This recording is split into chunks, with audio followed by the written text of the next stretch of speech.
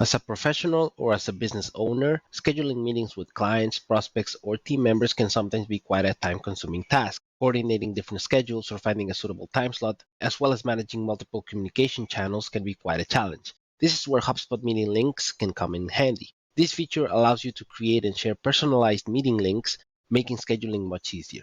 It is a URL that you can share with others to schedule a meeting with you, and it eliminates the need for back and forth emails or communications to find an actual and more suitable time slot for the both of you.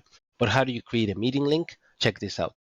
So now that you're in your HubSpot portal, you're going to go to this gear icon right here, and you're going to go to your calendar section.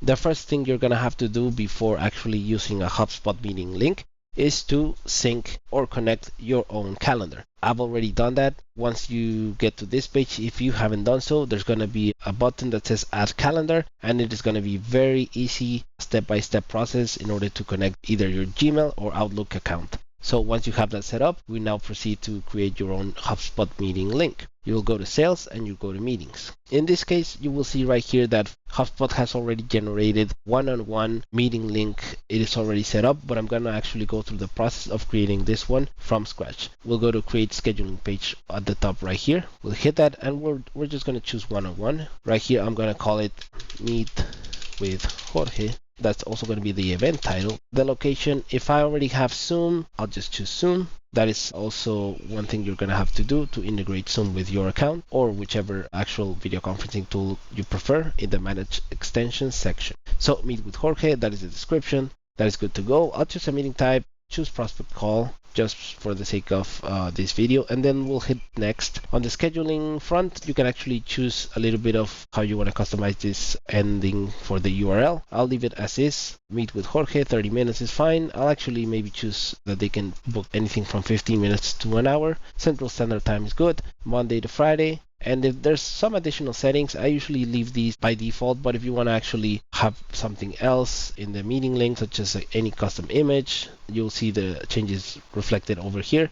But with mine, it's perfect with the organizer avatar. And there's other settings right here that you can actually check, such as a set period of rolling weeks, where people can actually book in your calendar. This week and the next is fine. I don't want anybody to come into my calendar link and maybe scheduling something in 2025 where I don't even know what's going to happen then. So a minimum notice time, buffer time, start time increment, booking page language, and date and time format. All of these are elements that you can actually further customize. So if I say this is correct for the schedule, I'll go to the form section. Here, I'll customize it further. First name, last name, email, that is good, but that doesn't tell me enough info. So let's say I also need maybe company size, obviously company name. So I'll just search for company name. I'll hit save.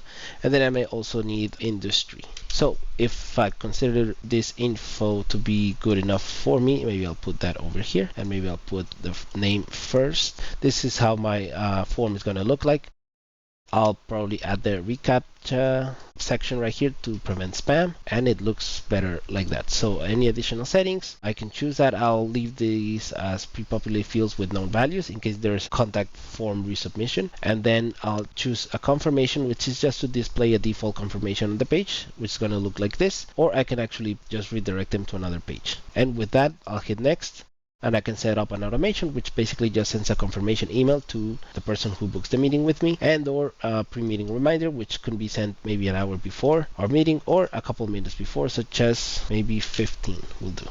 And that's actually good enough for me. So I'll create the scheduling page and hit this button right here. So now that you have your meeting link set up, I'm going to show you what you can actually do with it, or where you can actually place it and use it.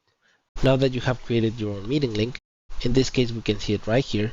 I'm going to click on it and actually verify that the information is correct, and you can see that you can actually book a time with me at any of these times. If we go and grab this URL right now, we're going to go back to our meeting section, go to this gear icon at the top, and you're going to choose the email tab.